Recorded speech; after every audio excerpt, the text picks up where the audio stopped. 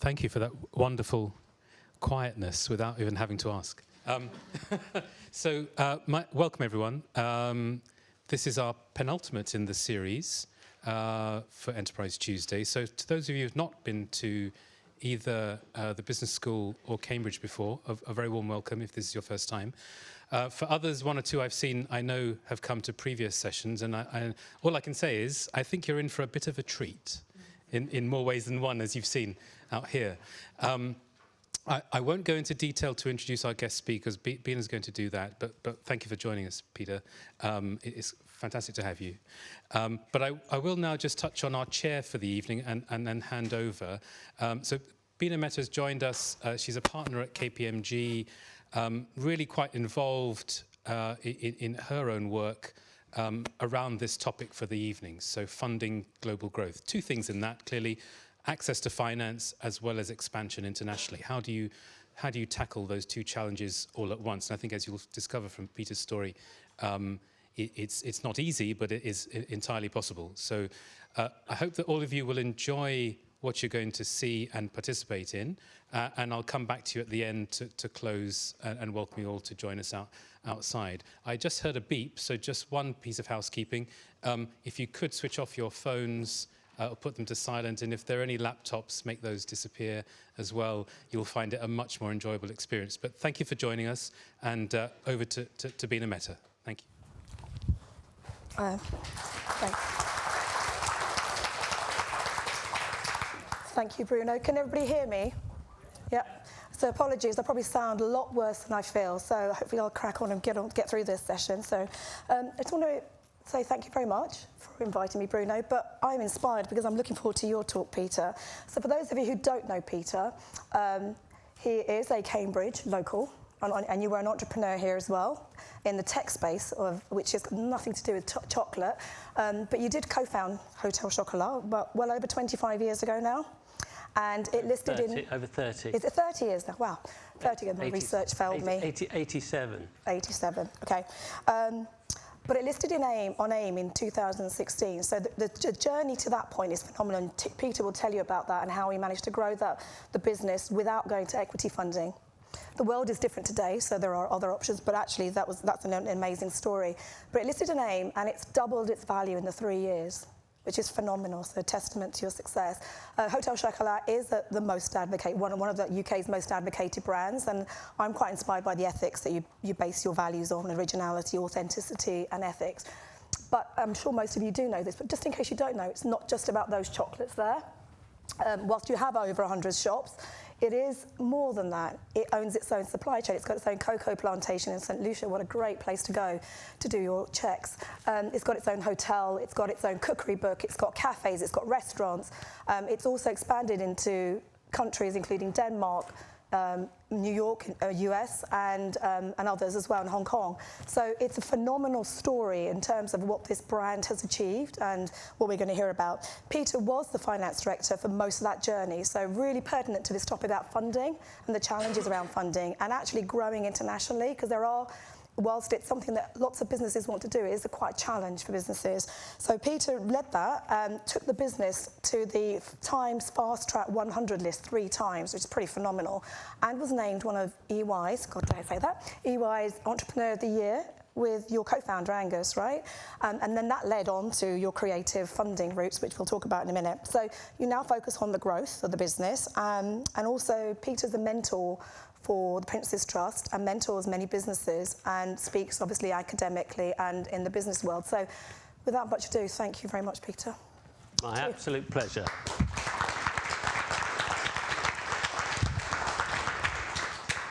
So first of all, I would just like to thank you very much indeed for turning up on time, being quiet as mice. I've put some chocolates there. We only opened them when you'd sat down because we didn't want any to get eaten now. So as a sort of special bonus for listening and behaving perfectly, afterwards you can have a chocolate. But no, it's seriously, the only thing I would say is if any of you've got any allergens or allergies, then I'd suggest you don't touch them. But if you're pretty chilled and able to eat them, then help yourself. There's definitely one each, but there might be 2 if you hang around a bit longer. Okay, my first question to you guys is, can I have a show of hands of how many of you have actually been into our Hotel Chocolat shop in Cambridge? So we've got probably about 50% there. So what I would say is, to the other 50%, please could you go in there, and then that way you can actually experience firsthand a little bit more about Hotel Chocolat. Okay, so just to tell you what we do grow cocoa, and we'll come back to that a little bit later on our own cocoa plantation. We make world-class chocolates, so we actually manufacture them. We don't have them made for us, and that is, again, very local. And we sell chocolates to our loyal customers, but it's much more than that. It's an experience when people visit us. It makes people happy. It's about theatre. It's about not just selling things that you can buy online. You know, you've obviously read a lot about the retail world, about a lot of companies struggling, but the companies that are struggling are those that don't address what people really want. And when I've spoken to MBA students before here, I've often called my talk listening to customers, and I think that to me is one of the most powerful things. And you know, sometimes people say more can be sold by listening than talking. So why am I talking? Okay, so just moving on a little bit. When we set up Hotel Chocolat, that wasn't the name of the first business we set up, and I'll come back to that shortly. But Hotel Chocolat came about in 2003, and it came about because at the time we were a business called Choc Express, and we were all about delivered chocolate gifts. And you can tell by the name that it's about getting the chocolates to the destination. It's about, and quickly, i.e. express. And at the time, we were having chocolates made for us by specialist people, specialist companies all around Europe. And the chocolates were very good quality. But the maximum compliment we could get was, actually, your chocolates are quite good. And to my business partner and I, we were absolutely gutted when we heard that, because it was people having to sort of hold back on what they thought because they didn't really understand the brand. And it's funny, when you look around, sometimes a brand will last for a period of time. Sometimes it'll last for hundreds of years. Sometimes people change their brands and then they have to change them back again. I think, didn't Royal Mail do that to Consignia or something once? And then back to Royal Mail. And then there are other brands that you think ought to change their name but never do. So someone like Carphone Warehouse, you know, what is a Carphone and is it a warehouse? You know, you'd think there was some point in their journey that maybe they could have done it, but they'd probably got too big. With us and Choc Express, it was more important to us because we were stalling in our customers' eyes, and that was the most important thing. So we knew we liked the word chocolat because it's far more luxurious and evocative and emotional than the word chocolate, which sounded very industrial to us. And so we decided to rebrand it to Chocolat, but to trademark it, you have to have another word because chocolat is the French word for chocolate. And so we had to add another word. So we looked at a number of different words, and we came up with the word hotel. And we just were really sort of fascinated by the juxtaposition of those two words. We imagined having a shop in a high street at some point, and maybe it would look really weird, you know, shops with the word hotel. Was it a hotel or was it a chocolate shop? You know, so we liked the sort of confusion, but we also liked the fact that this was like a metaphorical escape. So this was like going somewhere luxurious in one's mind. And so the name we rebranded in 2003, and that was the start. And interestingly enough, the innovation, authenticity, and ethics, at that time, when we were under our previous guise, we'd allowed things to happen in the business just circumstantially. So it could have been over-packaging, it could have been using ingredients we didn't really like, but they'd sort of crept in because we were buying other people's products. So we had a very cathartic experience when we rebranded, because we were able to sort of throw away all the things we didn't like. And we actually had a meeting in our head office, which is in Royston, because we can't afford Cambridge, and in Royston, and we got a lot of our products out, and we started pulling them apart and putting one pile of things we really liked and the other pile of things we didn't like. So, you know, it was bad ingredients, over packaging was in the don't like area, and then good packaging, good ingredients was in the other. And so that sort of formulated our sort of what we felt anyway, but it gave us this opportunity to have a clean sheet and sort of reinvent ourselves. And those, the comment about innovation, you know, we've always been a very innovative company. We've never looked at other people's products with a view to mimicking them or copying them. We've always liked to come up with our own ideas, and hopefully that shines through if you look at our products in our shops or online. And authenticity, you know, we love real things. So before we set the business up, you know, we loved good wine, good bread, good food. And, you know, why did chocolate have to be, you know, packed with hydrogenated vegetable fat and too much sugar? You know, those were things we never ever liked. So one of our mantras is more cocoa, less sugar, because, you know, we believe that cocoa is what people are wanting to buy in their chocolate, not sugar with a bit of a flavour of cocoa. So if you actually look at our products, all our chocolate products, all of them have cocoa as the first ingredient in the couverture. So even our white chocolate, the first ingredient is cocoa butter. And that's very rare if you look at your ingredients in your chocolate. Okay. So some facts about Hotel Chocolat. I can no longer call us a small business, or even, well, I think we're a medium-sized business, but only in comparison to others. But our sales are currently 116 million. We've got over 100 shops in the UK, and that ranges from London, London-centric, through to Inverness is our furthest north one, to Plymouth and Truro in Cornwall.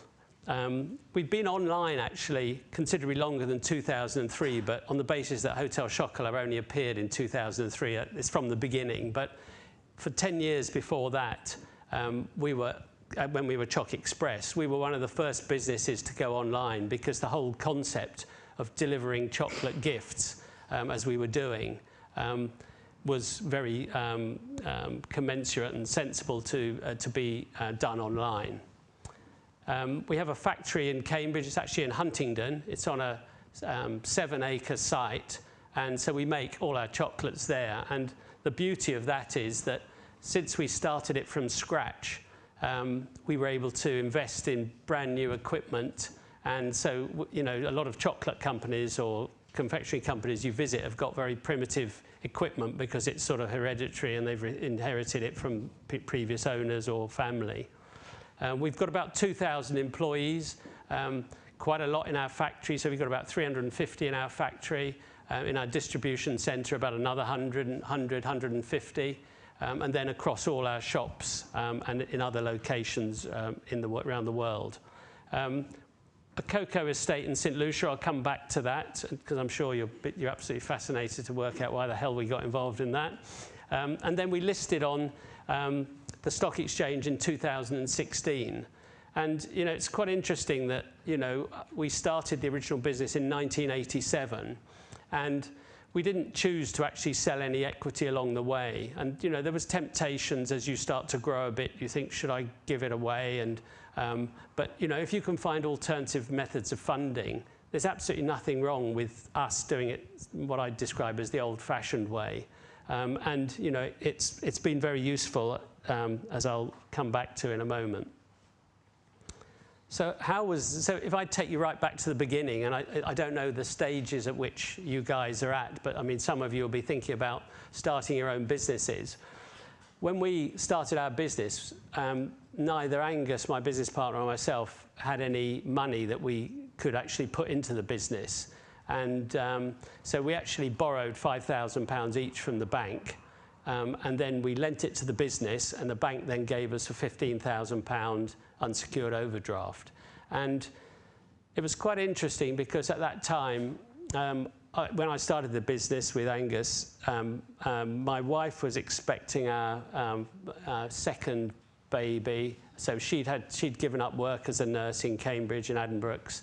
I'd just, in the last 2 or 3 years before that, bought a house which was incredibly expensive. It was £100,000. Can you believe that? And but at the time, that seemed like a lot to people. And so had all the things that would say to you, look, you've got a lot of responsibilities. It's only your income. And there was me turning the dial back to zero because I thought starting my own business at that stage would be a good idea. Before that, I was in the computer business. I started a company called Torch Computers, which made a business version of the BBC Micro, but probably only 1 or 2 people in the room will have ever heard of that product. One of the things that we did, though, when we started the business is we concentrated on our orders first. And to me, that is the best thing that anyone can do. You know, there was this thing where people used to, when they were starting businesses, say, right, I need an office, I need to buy this, I need to buy a computer, I need to buy, commit to lots of things before they'd ever got any income at all. And the thing about businesses is that if you've got money and profits, then you've got time. And if you start spending the money and you've got commitments to keep spending the money, which could be leases or rent or whatever, then your time will start to run out as you can't match that with income. So I'm an absolute fan of get the orders first, get the sales first. And, you know, I challenge anyone in whatever business they're in not to at least have explored that route in a very serious way. Because sometimes people look at that and they say, I'll get round to that, you know, when I've finished my development or whatever. And I say to those people, but have you talked to any potential customers to actually work out whether the development you're doing is appropriate for them to want to maybe spend their money in the future? And the number of times that they come back saying, well, I haven't got round to it yet, but, you know, do you think I should? You know, am I giving away the idea?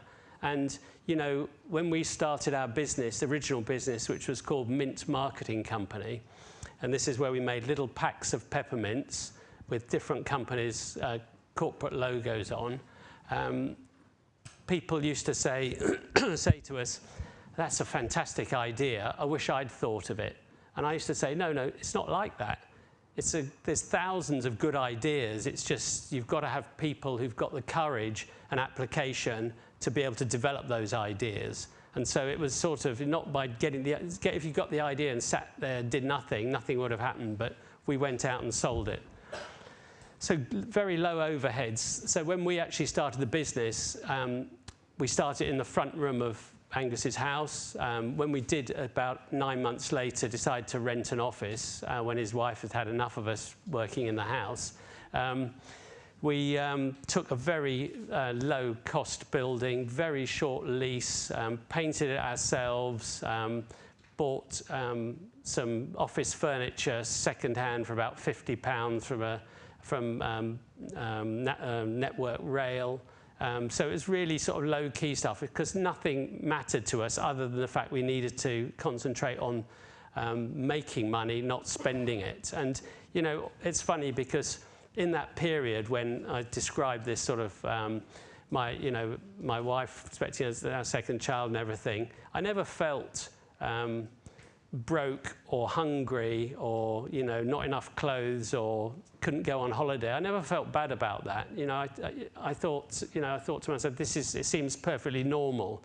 And so you don't have to be sad because you haven't got income for a period of time. You know, to me, it's just a bridge. And I suppose if you sat me on a psychiatrist's couch and said, how could you just do that? I think it's probably about confidence. You know, it's about thinking to yourself, either you're going to earn nothing at all or you're going to earn a lot of money. And I couldn't even contemplate that I was going to earn not very much money at all. You know, the only thing I didn't know was when, and yet I was prepared to take that risk.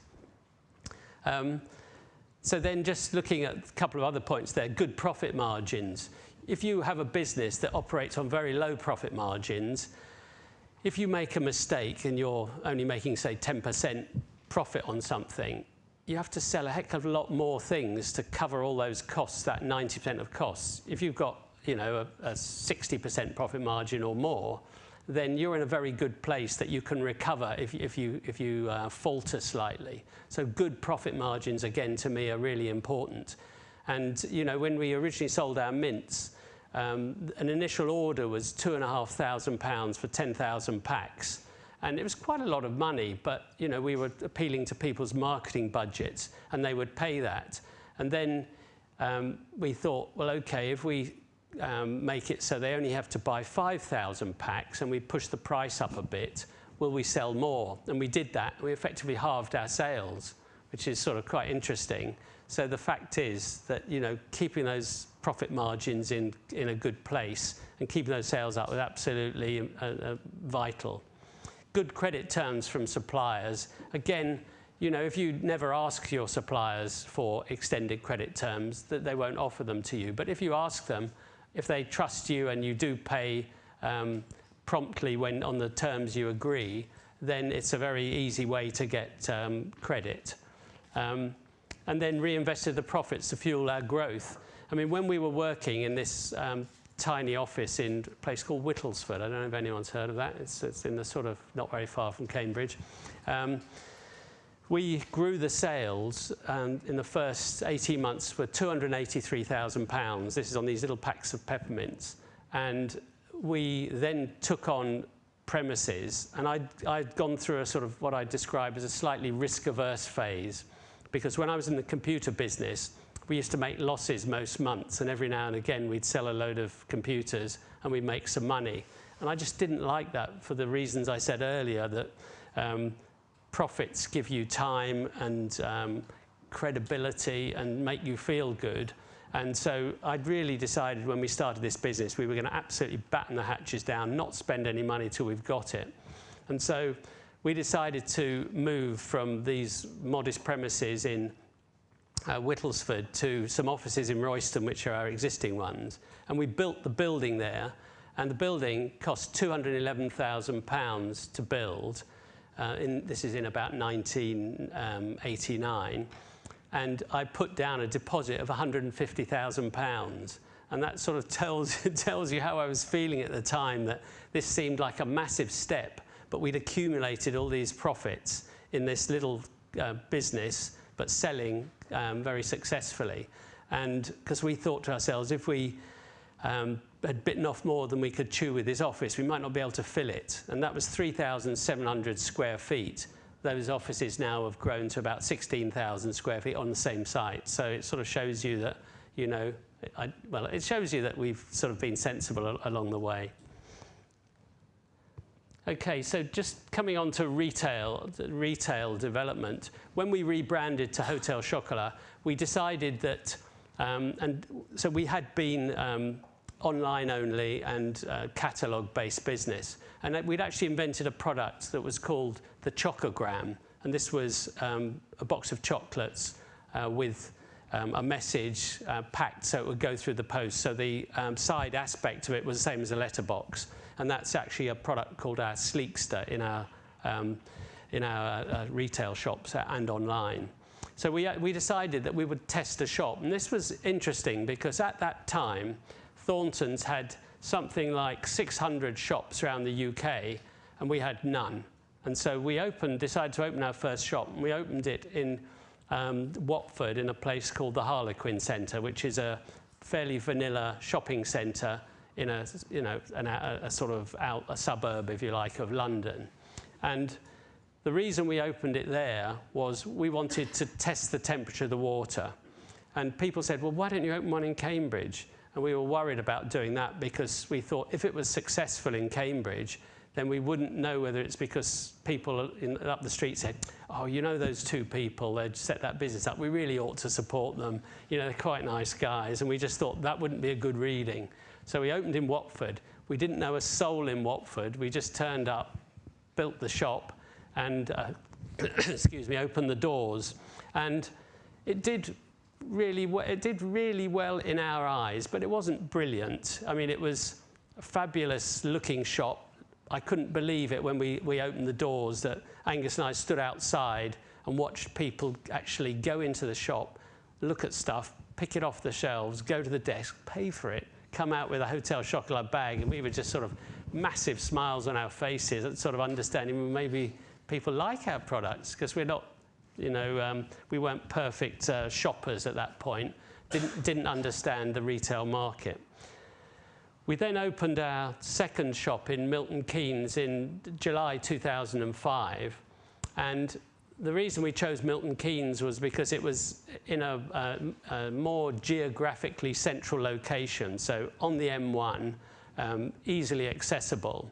And we opened that shop and it absolutely flew, because we used our database that we'd built up over the past 15 years to actually tell everyone, by the way, we're not just online, come and see us in bricks and mortar in Milton Keynes.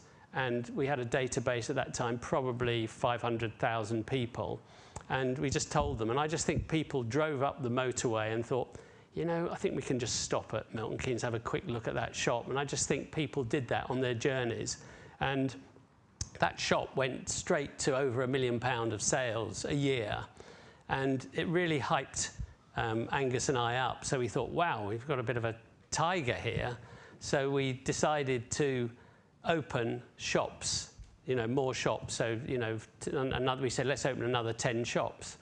And we did this, and you can see what I've said there, funded by opening in the period up to Christmas. As Bina said, I was the finance director. I'm a chartered accountant, by the way. That's my confession of the evening. But I see myself more as a businessman. So I was the finance guy for the first 24 years of the business. And so I'd worked out that if I opened the shops up to Christmas, the Christmas business, which was disproportionate, you know, something like 40% of the business in November and December, actually paid for the shop fit. So I didn't have to go to the bank and borrow loads of money, because if you opened in January, you've got to wait then 11 or 12 months before you get those big bits of business. And so that was brilliant, because it meant you didn't just have to open one shop, you could open lots of shops, and that's what we did. So in that period, we became the fastest growing company in the UK, and that was because our sales went from £400,000 in year one to 16 million in year three, which was quite sort of savage growth. But it didn't feel, you know, we weren't trying to get on this list. We just said we'll open a load of shops, and we'd had our online business as well. And when you actually analyse it, it is a bit weird, because, you know, we weren't just the biggest, fastest growing chocolate company. We were the fastest growing company in the UK, which was sort of very surprising. And so we got our picture with Richard Branson, and that was in, I think, 2008. So just along the way then, obviously, this doesn't happen on its own, and so we've had to make really big investments across the whole board. And so we're talking here about people, and, you know, I've said we employed 2,000 people, so we've recruited great people, because you can't do everything on your own. And, you know, my view with people is it's always good to get people who can do a better job than yourself. And, you know, I think if you can accept your limitations, it's actually quite good. So you know, if your question is, why aren't I still the finance director? The answer is our CFO is a damn sight better than me at this stage in the business. And, you know, I take my hat off to him. He's much more in tune. I qualified in 1979, so it sort of tells you that I probably did it with a quill pen and things like that. So shops, we've obviously invested a lot in shops. Digital innovation, you know, as I said, we were very early into the internet, and so we've always kept up to speed with that. But chocolate making was a funny one, because, you know, vertically integrated businesses, you know, I don't know whether the Cambridge Judge Institute actually says, you know, you should specialise rather than become vertically integrated. But we became a bit vertically integrated on the manufacturing side for a very good reason. That was because as we were growing so quickly, and we were having our chocolates made before 2008 by these passionate family businesses across Europe. So you're talking about Belgium, France, Italy, Spain, and the UK, of course. And we said to these people, look, we're growing quite quickly. We'd like to place a bigger order for chocolates with you next year. So we'd like to actually double our order. And these people sort of threw their arms up in horror and said, look, you know, we can give you 10% more, but, you know, we're a small family business. We've only got 5,000 square feet. And this really sort of was quite frightening, that we were sort of going gung-ho opening these shops, assuming we'd be able to make enough chocolates to be able to satisfy this demand. So it sort of frightened us a little bit. And before that, we were actually buying these chocolates in from these different companies, or having them made for us, and they would deliver them to us. And we'd already bought the freehold of our factory in Huntingdon. It's a 5-acre site. It's grown to 7 acres, but this 5-acre site. So it was a big factory. So we were then packing the chocolates into our own boxes. So they'd be chocolates from different chocolate makers. And so the beautiful thing here is that we had space. We had a food-grade factory of 70,000 square feet there that we were using. And the exciting thing about this is that then if we decided to dip our toe into manufacturing, we had the space for it. We didn't have to go and get a factory and expertise. We actually had the expertise in-house and the space. So with our first system, which is a chocolate-making production line, it cost us £750,000, but it paid for itself within 6 to 9 months. And that was sort of staggering to us, because we'd been subcontracting this manufacturer at that point. And what it sort of showed to us, it sort of took the lid off. I wouldn't say it wasn't easy, because obviously all these things are fraught with their own problems. But when we got it right, and that was quite quickly, we knew how many of the products we needed, because they were our shops, they were our online customers. So if we said we need 1 million of that chocolate bar, we knew that we could get that order, and that order would be made on our equipment straight away. Whereas if you've got, if you're not certain of your sales line, so if you're supplying to Tesco or someone like that, they might suddenly decide to delist you, and you make 1 million of these bars and you can't sell them. But with us, we had that relationship direct with our customers, and that was really fundamental. And you know, to this day, I absolutely love our relationship with our customers across all our channels. And then St. Lucia, and St. Lucia is quite an interesting story. I'll give you some nicer pictures there.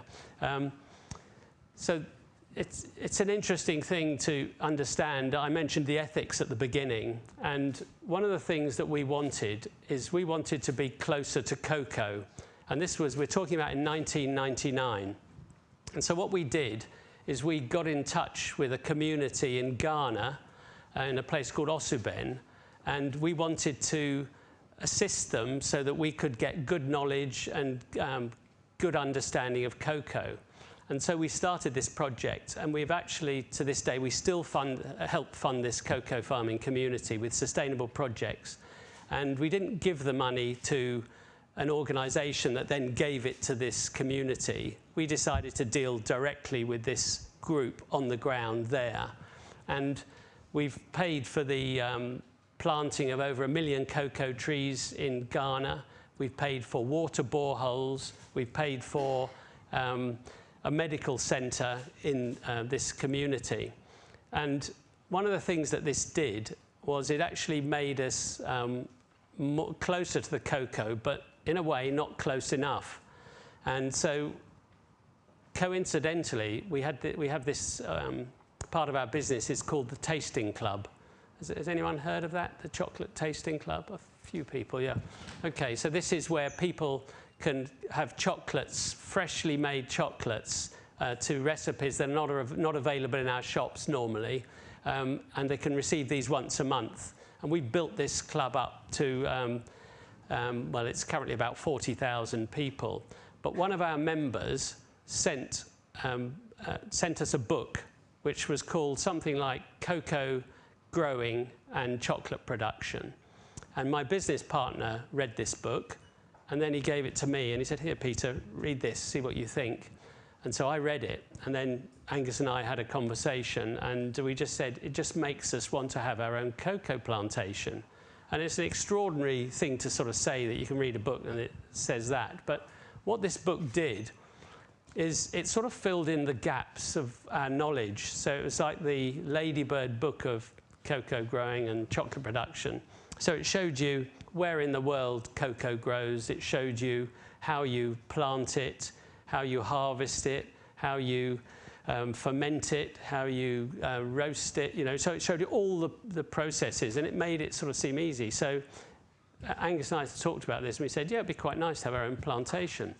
So Angus said, so before that, we looked in this book, and we looked at the map of the world, and it showed you that cocoa grows plus or minus 25 degrees from the equator. And so we started looking at places, and we looked at Vietnam, and we thought, that sounds really nice, but then we don't speak the language, we don't understand the culture. And so we then started moving west, and then we looked at Madagascar, and again, you know, I'm not aware of it's very easy to get there, or I don't even know the language that's spoken in Madagascar. And then we moved west again, and we looked at the west of Africa, and obviously we knew a little bit about that because of Ghana, but there's places like Ivory Coast as well. But again, we know that the supply lines to Africa aren't straightforward, and the communications aren't particularly good. So we kept looking on this map, and then we looked to the north of South America, and we looked at places like Brazil, Peru, Venezuela, Colombia, and then we thought, well, if we go to Colombia, we may never come back. But and I apologise if there's anyone from Colombia here. I don't mean that in a nasty way. But you know, so this is about not really understanding different cultures and different countries. And then we sort of came back, and then we looked, and in the Caribbean, Jamaica, Grenada, and St. Lucia are actually good for what they call fine flavour cocoa. And the thing that's particularly interesting about those islands is that they've got very strong links to their British backgrounds, so same legal system, good communications, and easy access, in other words, direct flights from the UK, speak English. So we started looking for the cocoa plant, well, Angus did, and in a way I'm the more sort of moderate one in our business relationship. Angus is a bit more gung-ho, and I sort of hoped he wouldn't find one too quickly. But anyway, he within about 6 weeks, he said, Peter, I think I might have found one. And so this was in St. Lucia. And the people said, you need to come out and see it. So we said, OK, we'll go out and see it. And so we said, we'll come out in July. And they said, no, you've got to come out sooner than that, because other people want to buy this plantation. So we said, OK, we'll come out in April. And then that was about 3 weeks after this phone call. And so I thought to myself, God, this is quite frightening. What am I going to do to find out if it's possible to buy a cocoa plantation? Do we just turn up and give someone some money? Is that legal? Would we be able to get the cocoa that came from this plantation out of the country? You know, there's lots of unanswered questions. So I thought, how can I find out very quickly? So I rang up the St. Lucia government, and I made appointments with 4 of the 12 cabinet ministers, all on the same day, the same morning. And so that was the Minister of Tourism, Minister of Agriculture, Minister of Labour, and Minister of Planning. So all the areas that I thought might be relevant to what we might want to do.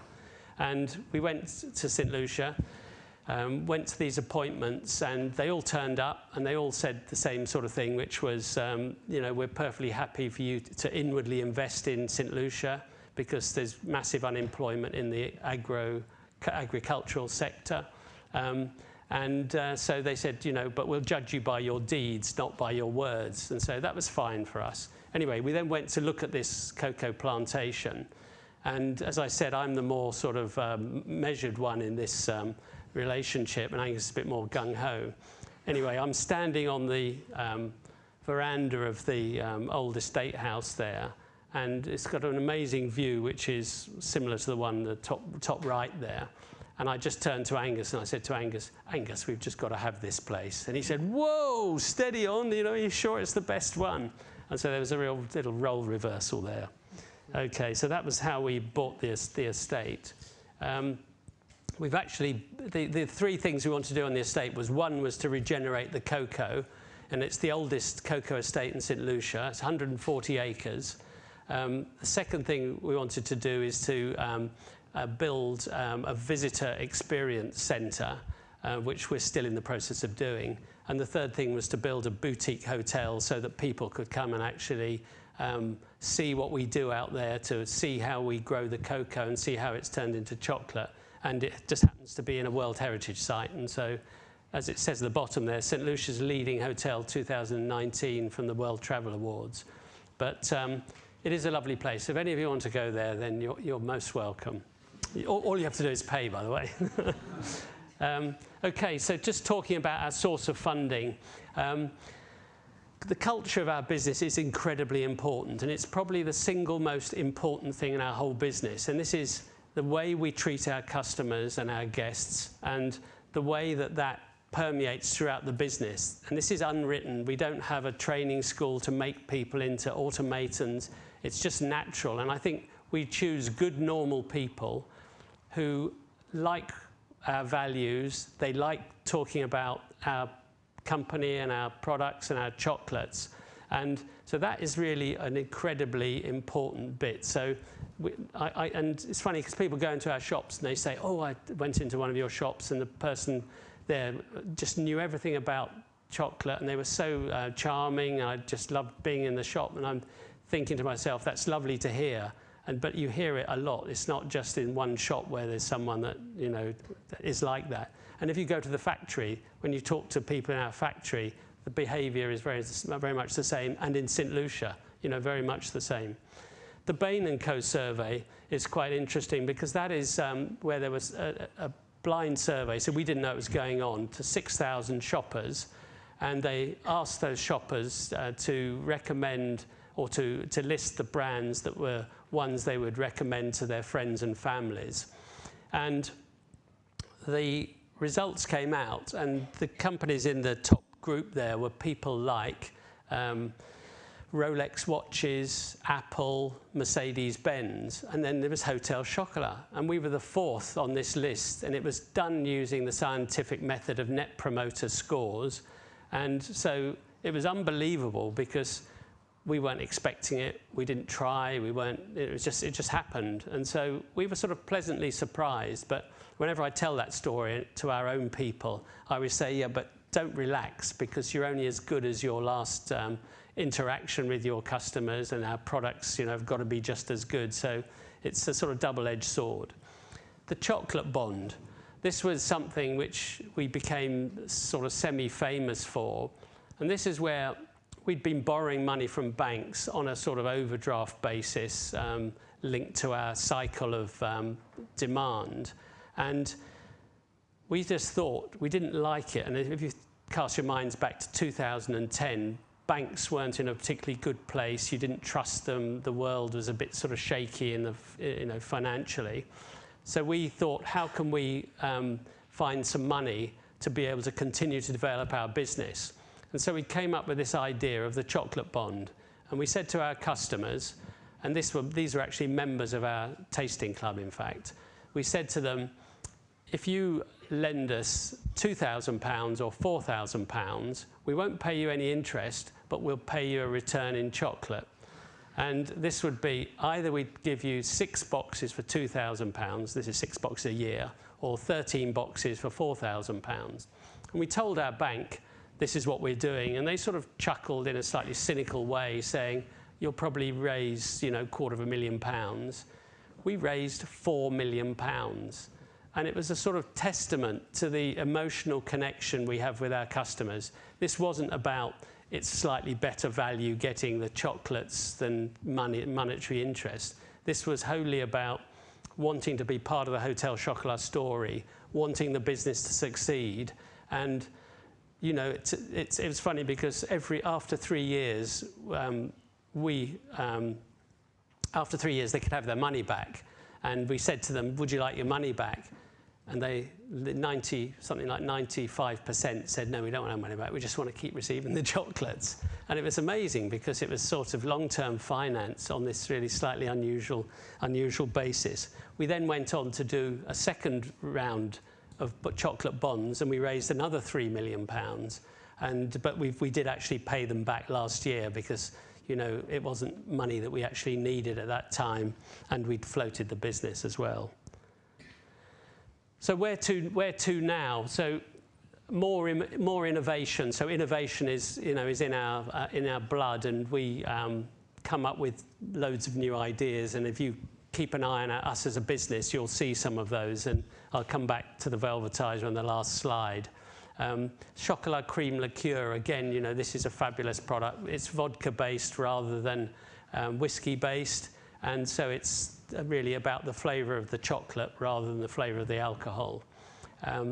International, we've got a joint venture, and you know, I know this is about funding global growth. How do we do that? So in Japan, we've got a joint venture, and that's on the basis that we can actually buy out our partner on a predetermined multiple in about 2 or 3 years' time, or beyond that, so that we can get control of it. Because as a quoted business, we've got to be careful that we don't accumulate losses that we have to then consolidate, and you know, it makes our figures not look as good as they ought to. So in Japan, it's a joint venture. In the USA, it's actually a wholly owned subsidiary. So we've actually opened 2 stores in Japan, in Tokyo, and 2 in the US. So 1 in Lexington Avenue. So any of you who are going to New York, please come and see us in New York. And also in Garden State Plaza in New Jersey.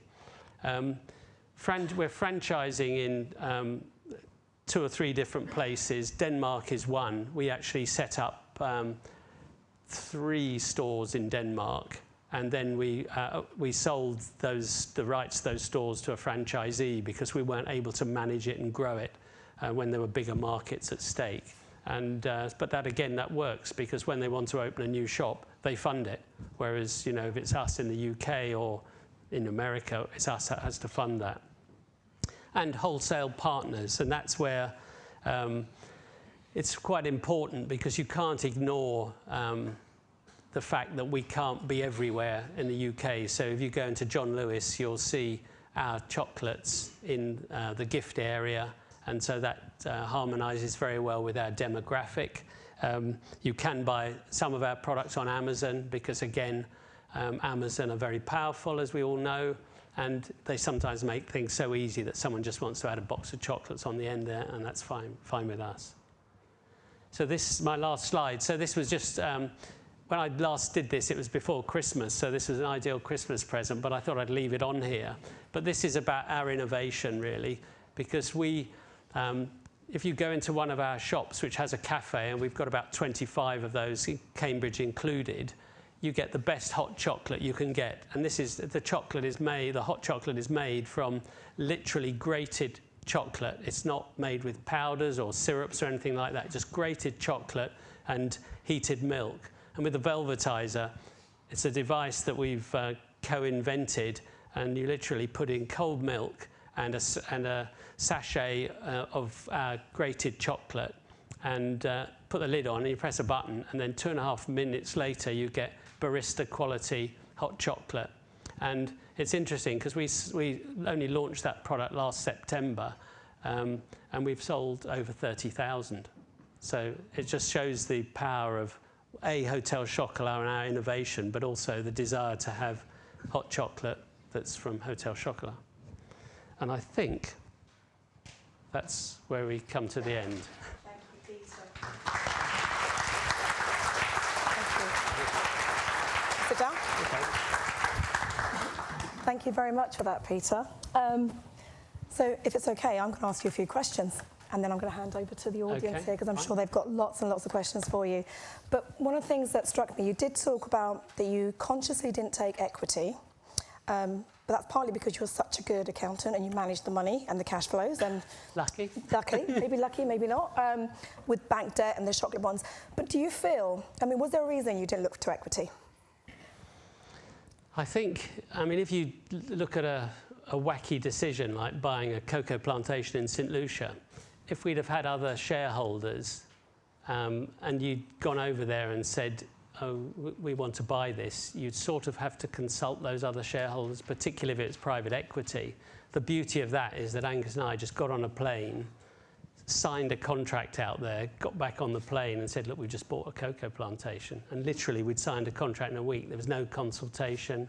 We didn't ask the bank. We didn't ask anyone. We just did it. And freedom. If we'd have had outside shareholders and of the sort that you're probably describing, which is, you know, equity investors, you know, they'd say, what the hell do you want to buy a cocoa plantation? And in a way that was with our hearts rather than our heads. But, you know, looking back with hindsight, people say, what a masterstroke, you know, to actually get to the core and the credibility of owning your own cocoa plantation is remarkable.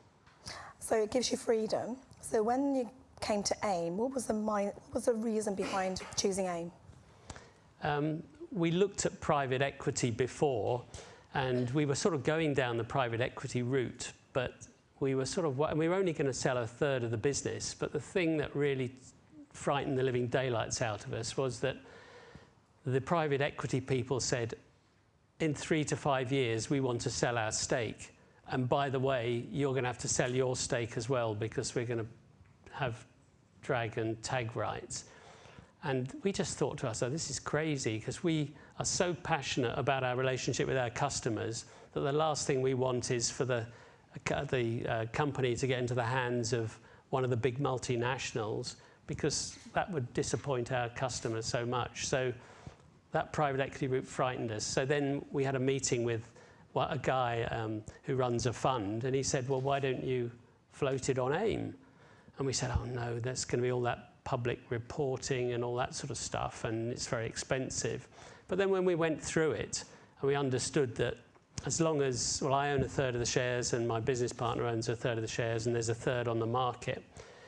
And the fact is that as long as we hold our shares, we control the business. And so someone can't just suddenly buy up all the shares and take over the business. So we feel in control. And, you know, that's not linked to someone's fund age or, you know, cycle. So I have one final question on funding, because it is the most important element, well, actually one of the big 3 themes of growing businesses, right, funding. And normally people go to equity because it gives them access to scale, it gives them speed, and it gives them markets, right? So do you feel that you compromised on anything by not going to the equity markets earlier, whether it's in public or private equity? No. I mean, I think I suppose if the question was about how do I feel about being a listed company, it's actually not been bad at all. You know, I think when we went on the original tour of the prospective investors, it was a pretty grueling period of weeks when we were literally doing the same presentation to rooms from 2 people to 40 people, you know, 8 or 10 times a day till 10 o'clock at night for week after week. It seemed like an eternity in Edinburgh, in, you know, London, etc. But what it did tell you is that people often said it's very unusual for a business to come to market that's been grown from nothing, that's still run by the owner, founders of the business, and that's got, you know, an amazing brand. And so we sort of knew we'd got something quite good. I mean, I suppose we knew that before we went to market, but it just sort of suggested that it just told us there was so much of a future, in other words, to grow the business internationally and, well, nationally and internationally. And so it sort of gave us a lot of confidence. So, and having said that, as long as you over deliver and under promise, it's, you know, life's not too bad. I think obviously if you start overhyping it and fall short, then obviously life gets a bit tougher. So you talked about international. So again, another theme is access to markets, whether it's domestic or international. And you clearly chose Denmark, Hong Kong, US, and Japan. So how have you navigated the economic, the political? I mean, you talked about legal systems and language for the cocoa plantation, but as you look to grow internationally, what are you trying, and how do you identify where you're going and how you're going to get support? I think the biggest thing is is suitability and scale of market. And now you might say, well, why the hell did we start in Denmark? And the answer was because we were small with limited resources and limited, we were sort of using it as a training ground. In other words, if we can understand how we can get into a European Union country, which supposedly is very easy, then that would give us confidence to explore other markets. The interesting thing about Denmark was everything was different. The language was different, the currency was different, the employment laws were different. They had something called a fat tax. I mean, so literally everything, the culture was different. So, you know, to suggest that being in the European Union was, this isn't a political statement, this is a factual commercial one, being there was a doddle. The answer is it wasn't. And so, although it did teach us about lots of things, including, you know, ingredients law, you know, and labelling, etc. But then as we've grown more confident, the markets, the Japanese market, the reason that we're interested in that is that if you look at, some of you may know another UK retailer called Lush, I'm sure you've seen it. Our chairman is the ex-chief exec of Lush, and he was there for 20 years, and he opened the Japanese market. And Lush, an English company, have got more shops in Japan than they've got in the UK. And so there's a lot of knowledge that it's a very organised market. It's a market that likes good things, good quality things, likes British things. And that gave us the confidence to say, well, that's a really interesting market. And, you know, to say, okay, let's go to, you know, I don't know, Germany. It's, you know, it wasn't as strong as saying, you know, Lush hasn't got 100 shops in Germany, you know, but it has got them there in Japan. And the other thing is we saw that Godiva, another chocolate business, has over 100 shops there as well. And we just thought that this is, you know, a market that we could see, if we can break into it, we would then have a sort of potential to grow it quite significantly. You talked about your chairman. Actually, I was going to ask you this question. So, since you've been on AIM, you have your own governance because it's dictated by the rules. But before coming on AIM, and with no external investors, how did you govern yourself as a business? Because this is something that I find a lot of fast growth scale-ups having to sort of grapple with, the sort of CEO chairman hat versus, you know, the independent hat. How did you manage that? I think it was in 2010, I would think. It was, yeah, I think it was about 2010. We took on a non-exec director who was actually a partner in a well-known London accounting firm, and he was very helpful because he, I don't know, formalised a little bit more about the way we operated in our board meetings, and that was very good. So we were sort of preparing ourselves that at some point we were going to want to have an investment in the business and have outside people. I mean, you know, one of the other reasons that we wanted to float the business, apart from wanting to grow it into much bigger, is we wanted to have some money ourselves as well.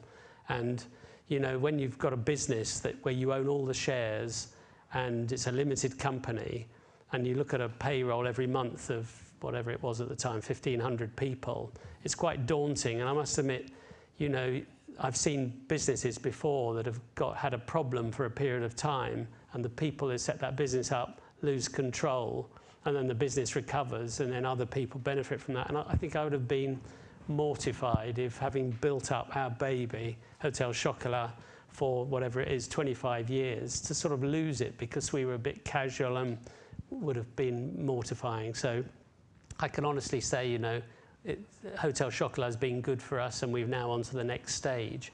And, you know, I don't have to sort of suffer that nightmare. So talking about the next stage then, so what is the next big challenge or pivot for the business? Because you've grown and you've expanded and you've got, you know, related interests. What's the next big pivot for you? I think it's to actually develop those international markets successfully, because we're literally, you know, just at the nascent stage there, and it's never easy. And, you know, when you look at the backdrop in the UK with Brexit and, you know, sort of general malaise, it's sort of completely coincidental. We've chosen two countries that are outside the European Union So we're not sort of focused on that side of things. So we just want to be successful in the main markets, and obviously the US and Japan are those at the moment. The US is a very key market for a lot of people. So as you look into those markets, are you drawing support from outside? I mean, I don't know, there are many businesses here that are looking to grow and grow internationally. What support networks or what ecosystems have you tapped in to support you? It's a good question. I mean, I think a lot of the way we work is with people on the ground in those on the ground in those countries. So in the case of Japan, the guy who's our chief exec out there of the joint venture, he is an English guy married to a Japanese wife, and he used to be the chief exec of QVC in Japan. And so he's already set up a very successful business there. And he used to take Hotel Chocolat chocolates to his in-laws, and his in-laws were forever saying, they are the most fantastic chocolates we have ever tasted.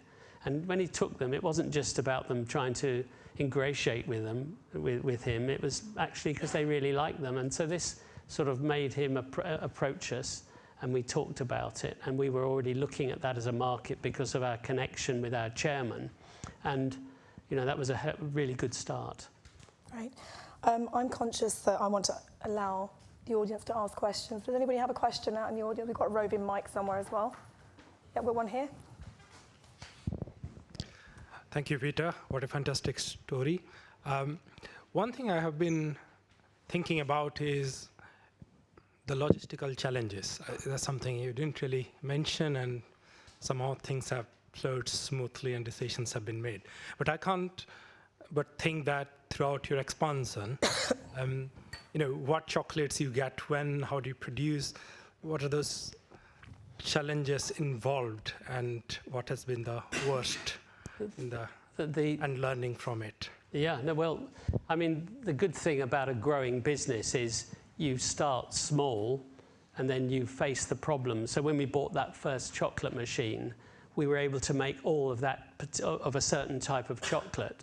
We then bought another 2 or 3 machines, 2 or 3 lines over a period of time. And what that did is it exposed the bottlenecks at different places. So, you know, it's fine if you're packing a chocolate off the end of a line that's then ready to be shipped to a customer. But if you look at a box of chocolates with, say, 15 different chocolates, you've got to have 15 runs of the machine. You've got to then somehow have all those chocolates held in a place to then have to then pack them. So that is a sort of nightmare. So you have to get good at your logistics. And then we've obviously got things like shelf lives. To say it's not my bag is fair. And I said early on, it's great to have people in the business who are experienced in those sorts of things. So we've got a fantastic COO who manages that whole area, but it's grown over a period of time, and we've got it's about good people, good experienced people who understand those logistical things. It's about the systems that support that.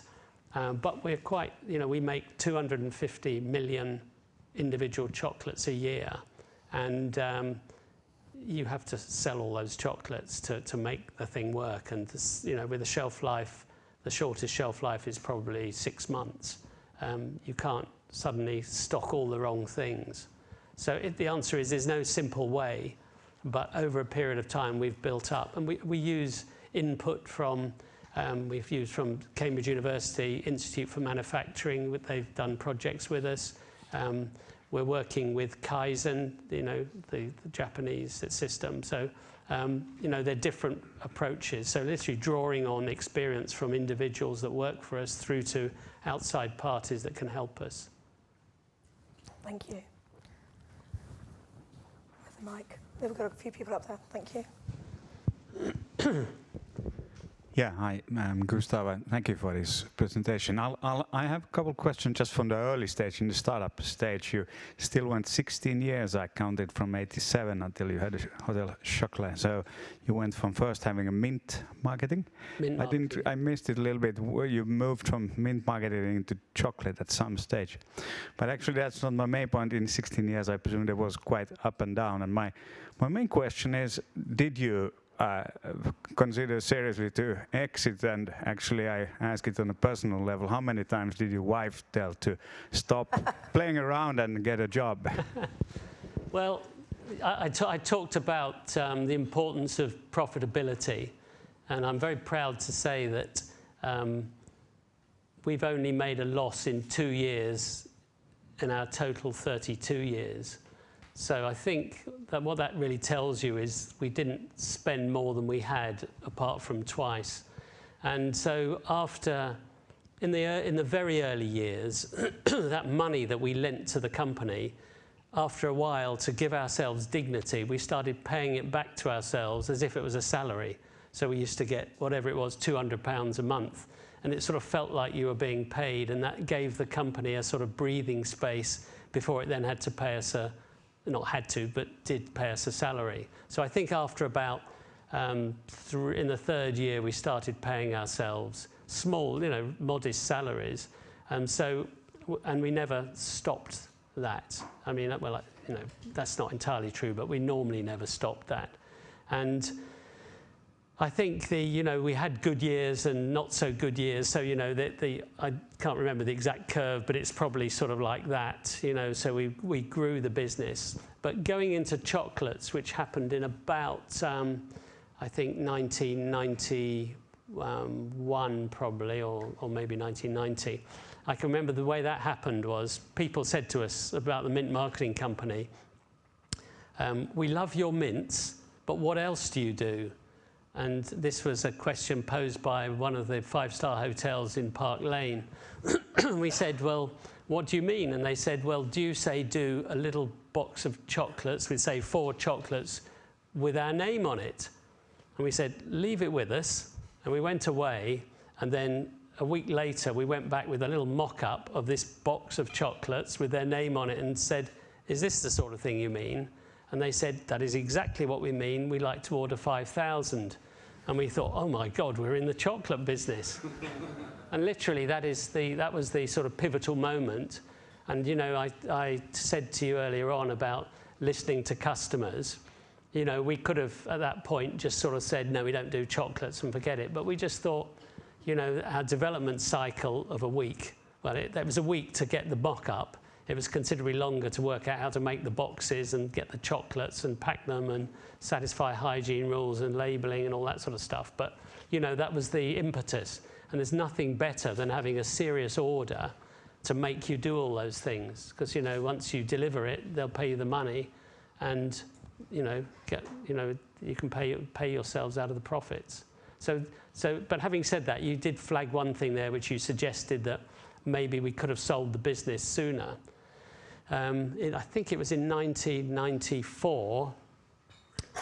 We originally started buying chocolates from Thornton's, and we were approached by Thornton's then in 94, and they said, "We'd like to buy your business for £5 million. And by the way, if you don't sell it to us, we'll stop supplying you with chocolates within 6 months." And we thought, what a disgusting way to deal with, our little fledgling business. So we were absolutely incensed. So we never bought another chocolate off Thornton's at that point. But we turned them down, of course. Does that answer your question? Well, you didn't answer your wife's comment. Well, no, actually, you see, I only went without pay for probably 3 years. And in that time... What's funny? My son was starving, so... It's out. I mean, you might think I'm trivialising it, but we were paying ourselves the £200 a month back. We had a small amount of savings, and we didn't go on holidays in that period. We didn't buy new cars. We shared a car, but none of these things were particularly, felt terrible in any way at all. In fact, I was quite, I was so motivated, it didn't matter. And, I think if you ask my wife, I think she'd just say, well, it was an interesting period, but we were never sort of having creditors, knock on our door or anything like that. We were sort of more cautious than that. Thank you, Peter. Questions up Hi, thank you for a very interesting talk. So I've tried a lot of different flavors of your chocolate on revision breaks. And I Our always, chocolates. yeah, Hotel Chocolat, the one in Cambridge. Okay. And I always can tell that it's your chocolate. It all kind of, it's different, but it kind of tastes the same. So in your previous business model, when you had a lot of different suppliers, how did you ensure the consistency of your product and your brand in a way? Well, the answer is we didn't. It wasn't, you might have one milk chocolate with, say, 30 or 40% cocoa solids, and another one that may have had 50%. So when people tasted the boxes, they actually really liked them because there was a sort of quite a big variety. But having said that, it wasn't sustainable because of the growth thing, but also the logistics thing. Because if one company let you down and you've made a place in the tray for that chocolate and it suddenly didn't arrive, or they made a mistake at the last minute, you were in real trouble, and you then had to think on your feet and find another solution.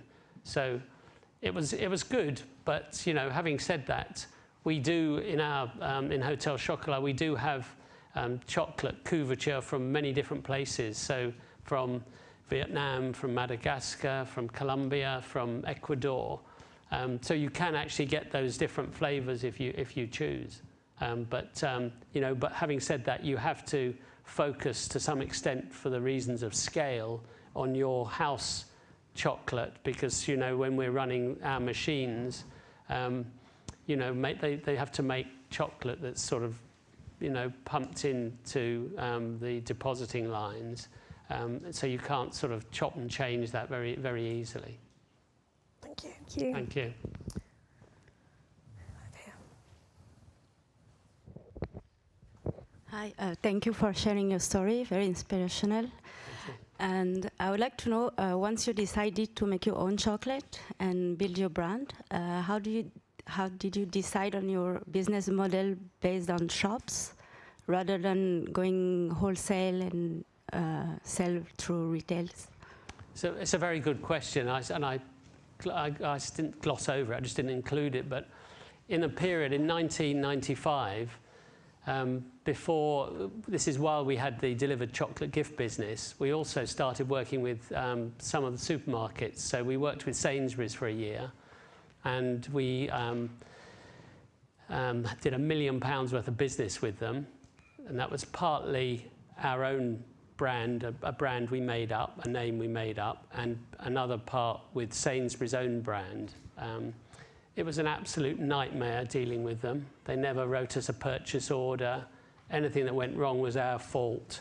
They didn't pay us. I mean, the final straw was, I think I had an £80,000 VAT bill, and they owed us £90,000. And I went, and it was 6 months overdue, and Sainsbury's had a bank, so I just thought this whole thing is an absolute nightmare. So I told the buyer his fortune, and effectively then stopped doing business with them. But it was a fantastic experience to stop us dealing with the grocer, the main grocers.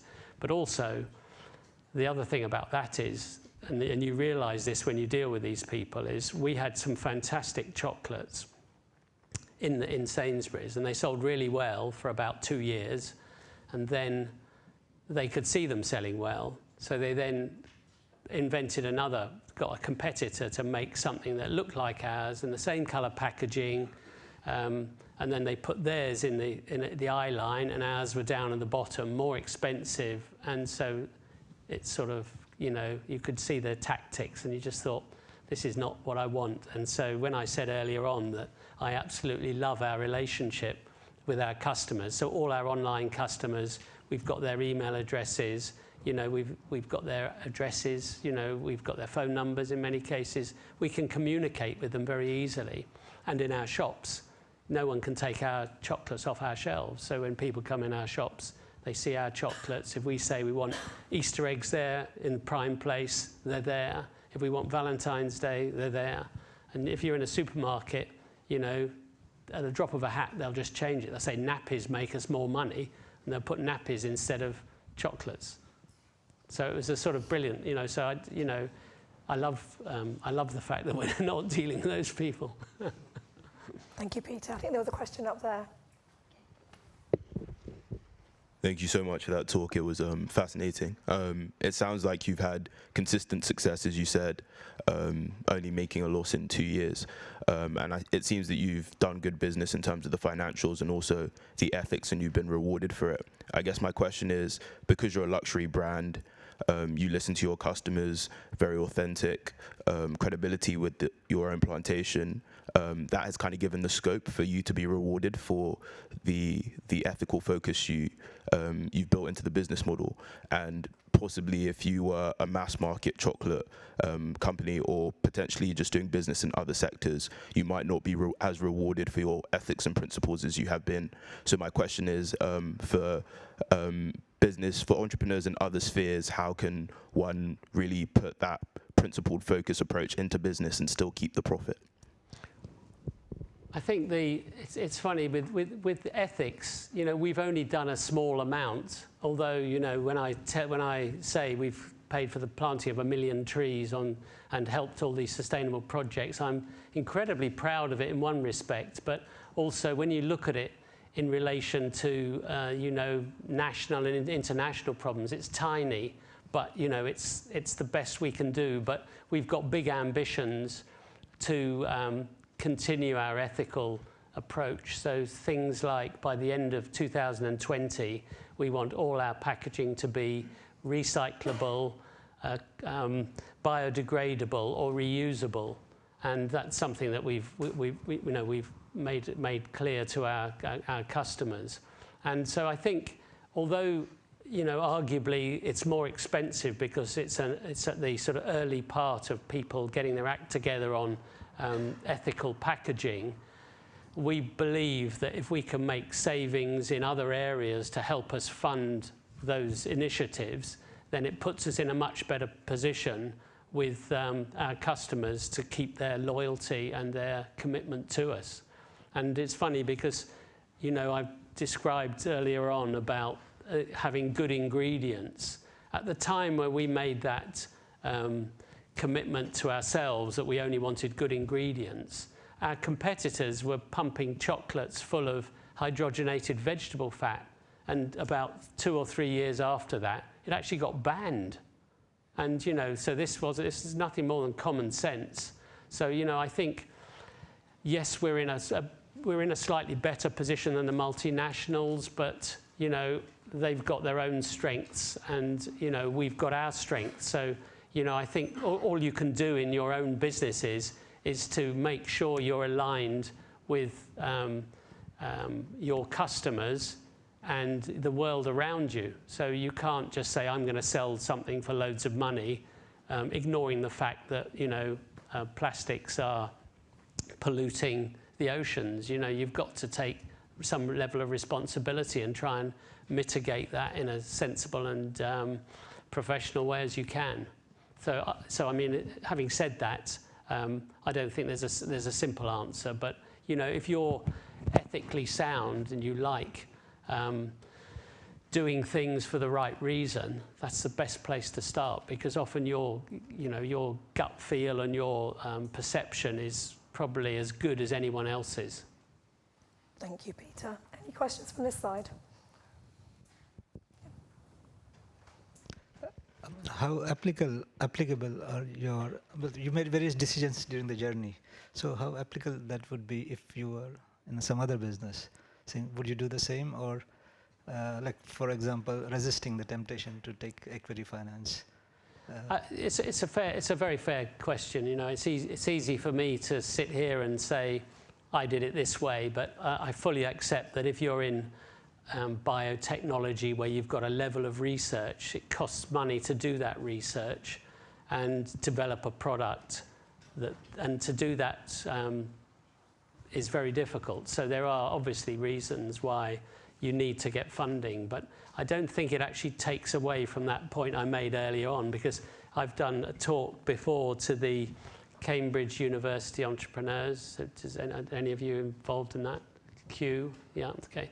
So when I've done that, I can remember sitting in front of a guy, and he just literally said to me, I'm developing this thing, I'm keeping it very close to my chest, it's to be sold to pharmaceutical businesses.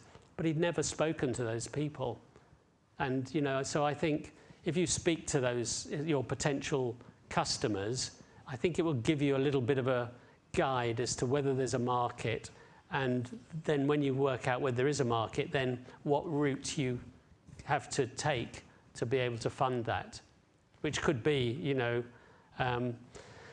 could be borrow money from the bank to get to first stage, and then they'll give you an order. You know, I can remember when I was in the computer business, we would get pilot orders which would fund the next bit of development cycle. So we did a pilot aptitude testing system for the RAF, and we sold them one system, and that then led on to us selling them 25 systems. So there's sort of different ways, but I accept that. And what's the other thing is on software, obviously with software, depending on the complexity of it, but you can do sort of pre-sales of version 1 and then, you know, get onto version 2 and make people pay. And so there's different models, really. I don't think one should be closed to the idea that it's impossible to keep hold of your equity. I agree. So I'd just like to add, I think with the emergence of alternative funding sources, with crowdfunding, peer-to-peer, the banks are much more focused on growth lending and even IP lending. Banks are now looking at how do you lend on IP, potential value of IP, potential revenue cash stream. So I don't discount, but there are so many new products coming out on the market that the opportunities that are outside equity are there. But equally, equity brings something, like it brought you something from an AIM point of view. So there are lots of things to explore. Sorry, questions up here. Hi, thank you for a very good talk. Two small questions. First one is, so you mentioned the value of having very good people in your company. Did you put in place any incentive programs, such as you know, share options or EMI schemes? First question. And second question, you probably can tell from where I'm coming from with my accent. So why you didn't choose to open a shop in Paris, in France? Okay, I'll answer the first one's easier than the second. We have a long-term incentive program. So people have been allocated, key people in the business have got shares or share options, I should say, so they can benefit as the company develops. And that's something that we know is very important to keep the good people in Hotel Chocolat. But it's one of the methods of keeping them motivated. You know, I think treating them well, and funny enough, we're going through a process of trying to be on the best companies to work for list. And so we've just recently done a survey of across our 2,000 employees, and something like 78% of the people have actually completed the survey, which sort of shocked the people who are all, you know, external people who are doing that work for us, who said normally the most you get is about 67%. So I think, you know, if you make the place a good place to work, then that creates an element of loyalty, because it's your vocation and your job. But you still have to reward people with bonuses and incentive programs. We also have a share save system scheme as well. So any employees can buy up to a certain amount of shares, or commit to buy. No, they put the money in, but they don't lose the money, because they only have to cash it in if the shares are above the price that they were allocated the shares in the first, or potentially allocated the shares in the first place. So we have those. To your second question, and why we haven't opened in Paris, I suppose it's really to do with the way that France sells its chocolates. A lot of chocolates in France are sold through patisseries, and it's quite an ingrained method. So we just thought that it wouldn't necessarily, you know, our approach may not necessarily be brilliant for France or Paris. So it's not that we're afraid of the French, but it's just, you know, we wanted to be in markets that we believed were potentially going to you know, be successful for us. So we might come there, don't worry. Thank you. I'm just conscious of time. I've got time for one more question. Gentleman here, please. But you have time with Peter outside afterwards. Hi, thank you very much for that. Very interesting talk. So could you talk a little bit more about the very, very early stages? So how did you meet your co-founder?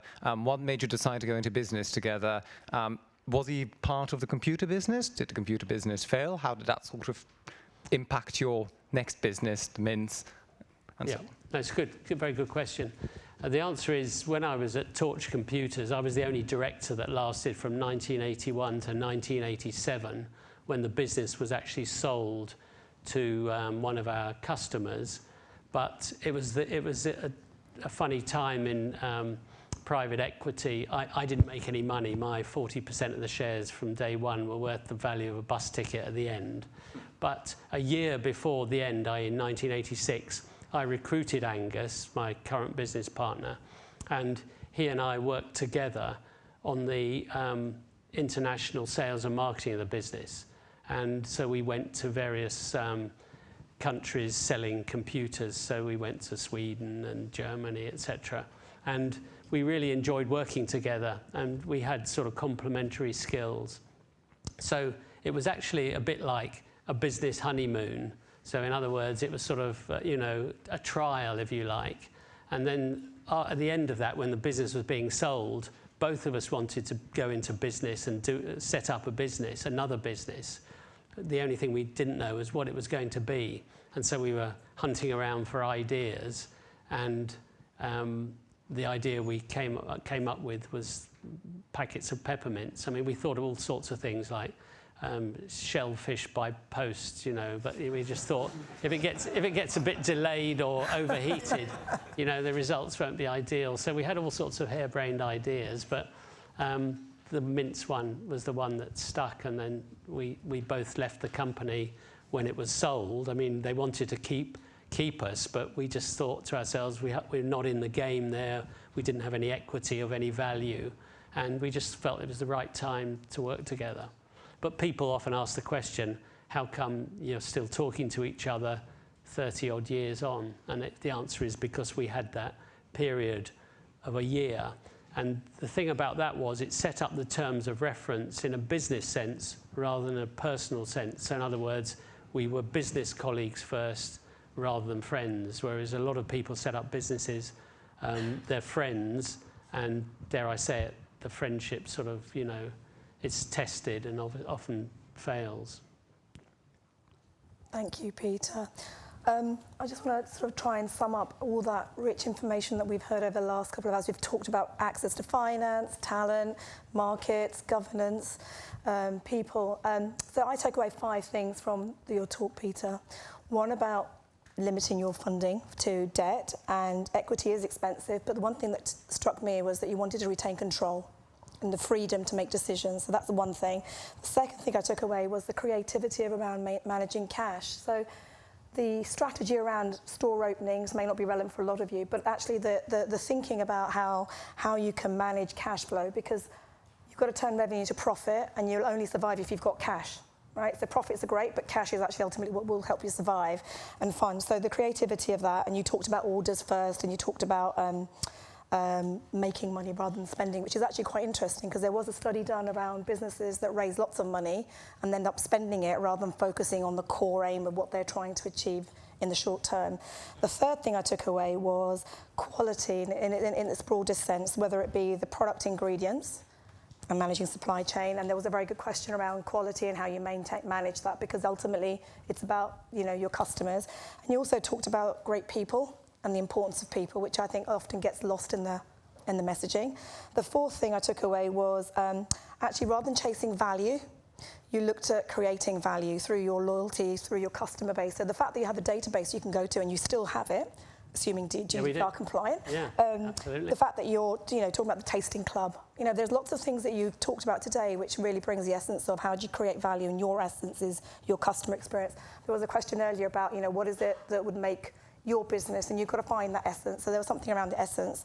And the last thing, I guess, was really around focus. You talked about courage and application, and confidence very early on. You talked about the governance and the importance of that governance structure around you. So it feels like, even though you've done lots of things, there's been a really clear focus. So those are the 5 things I've taken away. Thank you very much.